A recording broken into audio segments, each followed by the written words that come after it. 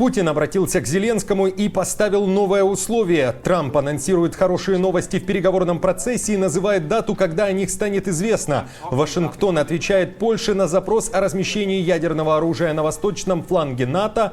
Кремль комментирует события в Курской области, а украинский генштаб их опровергает. Макрон тем временем выдвигает требования Москве, а Зеленский обращается к Эрдогану. Что происходит? Досмотрите. Всем привет, это «Время Прядко», коротко, четко и по делу о том, о чем говорят в мире. Если вам есть что сказать, делитесь своими мыслями и отвечайте на мои вопросы в комментариях. За лайк и подписку буду особенно благодарен. Время начать.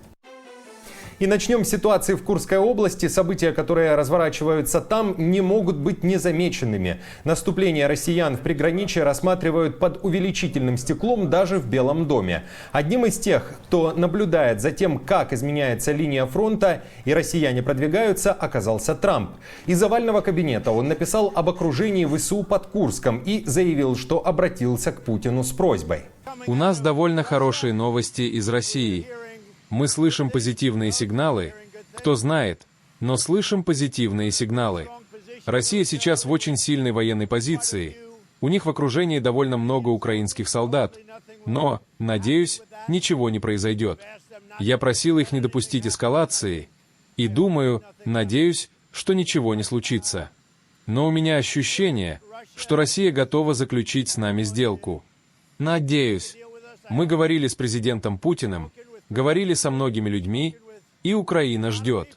Меня очень беспокоит ситуация на поле боя. Там сейчас находится очень уязвимая группа украинских солдат. Они фактически окружены, и это плохо.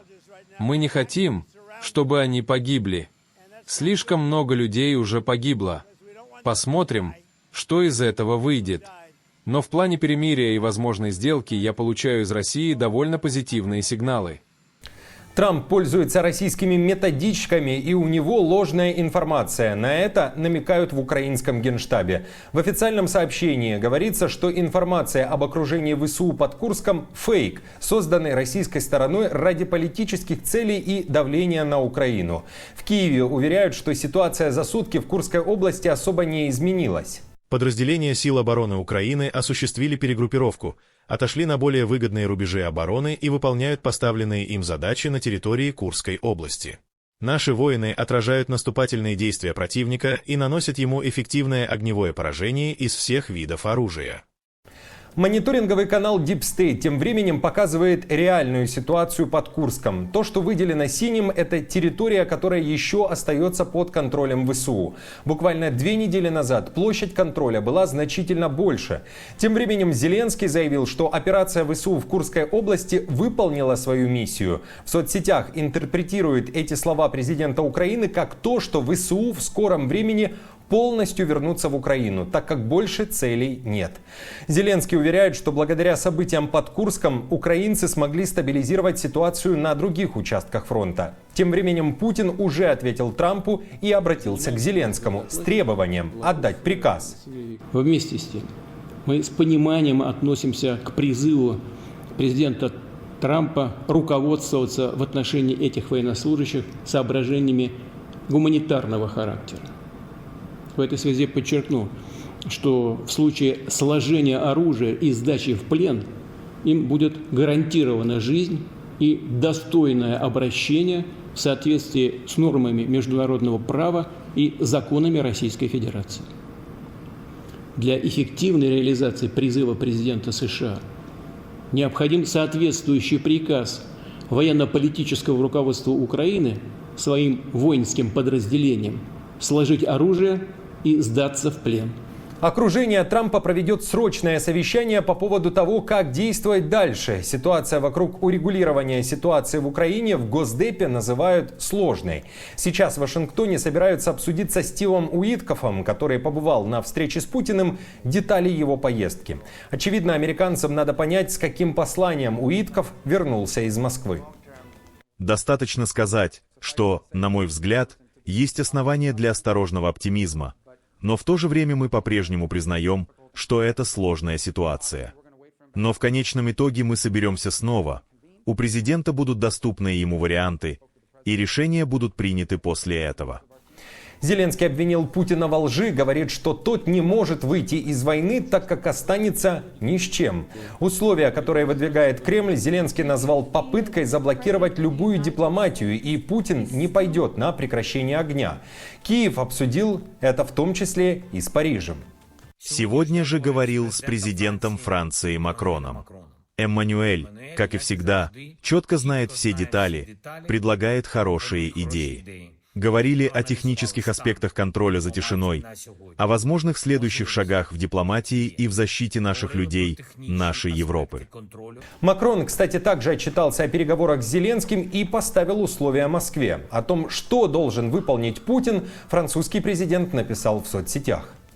Россия должна сейчас принять предложение США и Украины о прекращении огня на 30 дней. Российская агрессия в Украине должна прекратиться.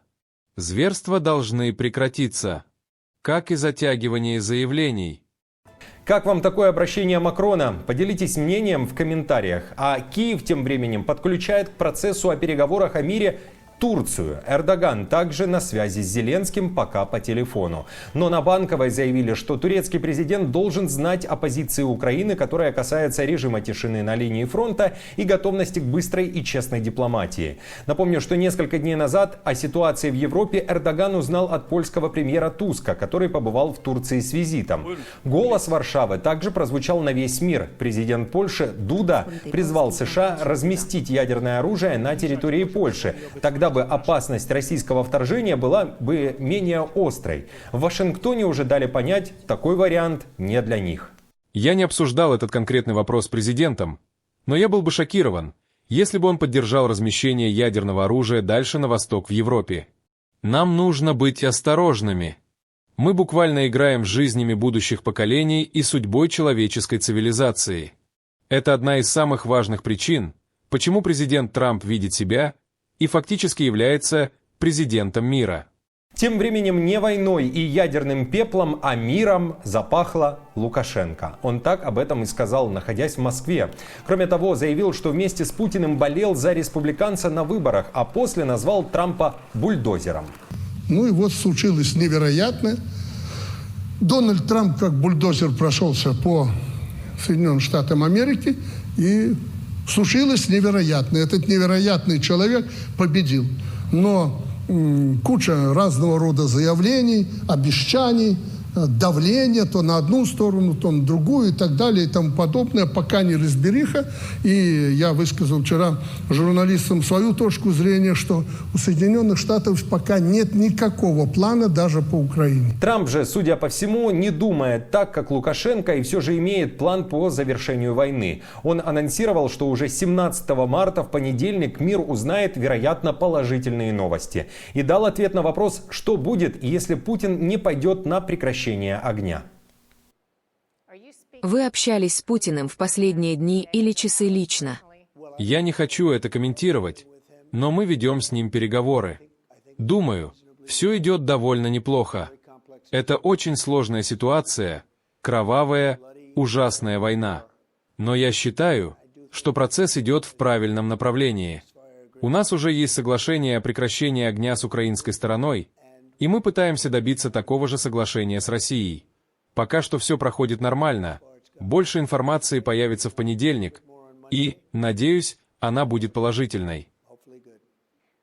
Вы говорили, что могли бы завершить эту войну за 24 часа. Когда я это сказал, я был немного саркастичен. Я имел в виду, что хочу ее урегулировать, и думаю, что у меня это получится. Что будет, если Путин не согласится на прекращение огня? Это будет плохая новость для всего мира, потому что сейчас гибнет слишком много людей. Но я думаю, что он согласится. Я знаю его достаточно хорошо и уверен, что он согласится. Итак, друзья, как считаете, какие новости нас ждут 17 марта? Как считаете, нужно ли ядерное оружие в Польше? Необходимо ли провести новые переговоры между Москвой и Киевом в Турции, если Эрдоган на этом настаивает? И какой, по-вашему, будет ситуация в Курской области? Пишите свои мысли в комментариях. Спасибо. Также не забудьте подписаться. Знаю, что многие из вас смотрят меня без подписки. И нажмите на колокольчик, чтобы не пропускать новые видео. Больше новостей за неделю собраны в плейлист. Если хотите, чтобы это видео увидело больше людей, поставьте лайк. А если хотите поддержать канал, в описании есть информация о том, как это сделать. До встречи и хорошего вам дня!